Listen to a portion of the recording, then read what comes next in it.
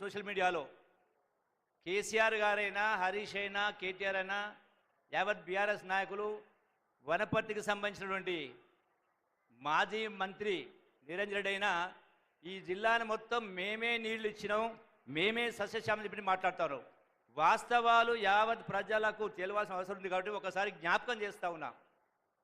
పాలమూరు జిల్లాలో మహాత్మా గాంధీ కల్వకుర్తి లిఫ్ట్ అయినా, భీమా అయినా, నెట్టెంపాడైనా, కోయిల్సాగర్ అయినా ఈ అన్ని ప్రాజెక్టులు కూడా కాంగ్రెస్ హయాంలో గౌరవ ముఖ్యమంత్రి రాజశేఖర రెడ్డి గారు ముఖ్యమంత్రిగా ఉన్న సందర్భంలోనే ఇవన్నీ కూడా మొదలు కావడమే కాదు, ఈ ప్రాజెక్టులకు కాంగ్రెస్ హయాంలో ఖర్చు పెట్టినటువంటిది 8,131 కోట్లు. అది ఉమ్మడి రాష్ట్రంలో ఎన్ని ఇబ్బందులున్నా కూడా 8,030 కోట్లు ఖర్చు పెట్టిరు. మరి తెలంగాణ రాష్ట్రం వచ్చినాక సోనియా గాంధీ తెలంగాణ రాష్ట్రం వచ్చిన తర్వాత మన రాష్ట్ర ఆదాయాన్ని మనం ఖర్చు పెట్టుకుంటూ హైదరాబాద్ రాజధానిగా లక్షల కోట్ల ఆదాయం వస్తూ 8 లక్షల కోట్ల అప్పు చేసి కూడా మరి బీఆర్ఎస్ 10 సంవత్సరాల కాలంలో ఇప్పుడు నేను చెప్పిన ఈ మహాత్మా గాంధీ కల్వకుర్తి, భీమా, నెట్టెంపాడు అన్ని ప్రాజెక్టులు కలిపి గడిచిన 10 సంవత్సరాల కాలంలో 6,137 కోట్ల రూపాయలు ఖర్చు పెట్టింది. అంటే ఈ ప్రాజెక్టులు మొదలైంది కాంగ్రెస్ హయాంలోనే, ఖర్చు పెట్టింది కూడా కాంగ్రెస్ ప్రభుత్వంలోనే. ఒకటి. రెండవ అంశం మీరందరూ చూసినారు, బాధాకరమైన సంఘటన. శ్రీశైలం ఎస్ఎల్బీస్ అంటే సొరంగంలో ఒక భాగం కూలిన కారణంగా విపరీత నీళ్లు వరద వచ్చి రాళ్ళు రప్పులు వచ్చి 8 మంది అందులోనే ఇప్పటికీ కూరుకుపోయారు. అంటే ఏమాత్రం కూడా ఇంగిత జ్ఞానం లేకుండా దాన్ని కూడా రాజకీయ కోణంలో రాజకీయాన్ని మంచుకోవడం కోసం ఈ కాంగ్రెస్ ప్రభుత్వం తప్పిదం వల్లనే ఇది జరిగిందని మాట్లాడుతూ ఉన్నారు. మళ్ళీ వాళ్ళ మాటలను ఏం మాట్లాడుతూ ఉన్నారు? గడిచిన 10 సంవత్సరాల కాలంలో బీఆర్ఎస్ పార్టీ కేసీఆర్ మేము 200 కిలోమీటర్ల సొరంగాలు తవ్వినాం అని మీరే మాట్లాడుతూ ఉన్నారు కదా. మరి మీరు మొదలుపెట్టిన సొరంగాలు తవ్వితే అంతకు ముందే శ్రీశైలం సొరంగం 44 కిలోమీటర్లలో 25 కిలోమీటర్లు కాంగ్రెస్ పార్టీ పూర్తి చేసింది.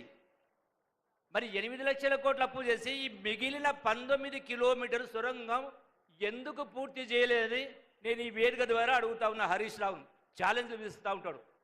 అంటే ముందే మీకు ఏమైనా కలబడ్డదా?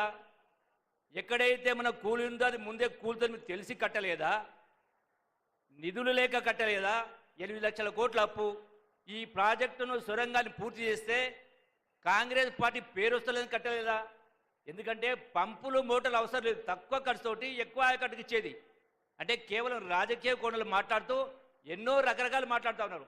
ఇలా మన గౌరవ ముఖ్యమంత్రి గారు 60 సంవత్సరాల కాలంలో ఎవ్వరు కూడా చేయనటువంటిది ఈనాడు బీసీ కులగణన చేసి సమాజంలో బీసీలు కూడా విద్యా ఉద్యోగ అవకాశాల్లో, ఉపాధి అవకాశాల్లో, రాజకీయ పదవుల్లో కూడా 42% వాటా ఉండాలని ఇల్లులు తిరిగి సుమారు 90,000 అధికారులతో సర్వే చేయించి ఇలా శాసనసభలో పెట్టి న్యాయం చేసే కార్యక్రమం చేస్తూ ఉంటే వీళ్ళు దానిలో పాల్గొనకుండా ఉల్టా చోరు కొత్వాలు గడ్డ అంటే అన్నట్టుగా మళ్ళీ ప్రభుత్వాన్ని విమర్శించే కార్యక్రమం చేస్తూ ఉన్నారు. కాబట్టి నేను మీ అందరూ ఒకటే మనం చేస్తూ ఉన్నా, తెలంగాణ రాష్ట్రం ఇచ్చినటువంటి కాంగ్రెస్ పార్టీ 100 మంది ప్రాణాలు త్యాగం చేసిండ్రు. మరి తెలంగాణ ఇచ్చిన కాంగ్రెస్ పార్టీ ఈ దేశానికి కానీ రాష్ట్రానికి కానీ శ్రీరామ రక్ష. ఎప్పుడు ఏ ఎన్నికలు వచ్చినా కాంగ్రెస్ పార్టీని కాపాడుకోవాల్సిన బాధ్యత మనందరిపైన ఉంది. కాబట్టి మీరందరూ కూడా పెద్ద మనసు చేసుకొని ఈ యొక్క సంక్షేమాభివృద్ధి కార్యక్రమాల్లో మీరందరూ పాలు పంచుకోవాలి. ఒక చక్కని పరిపాలన, సుపరిపాలన, అవినీతికి అవకాశం లేని పరిపాలన మనందరం కలిసి, మనమందరం ఒక కుటుంబం కలిసి చేసుకోవాలని చెప్పని మీరందరూ కూడా పాల్గొనాలని, తోడు కావాలని మనస్ఫూర్తిగా కోరుకుంటూ సెలవు తీసుకుంటున్నా. జై Congress. Thank you sir. Telangana రాష్ట్ర వ్యాప్తంగా మహిళా సంఘాల ధన సిరి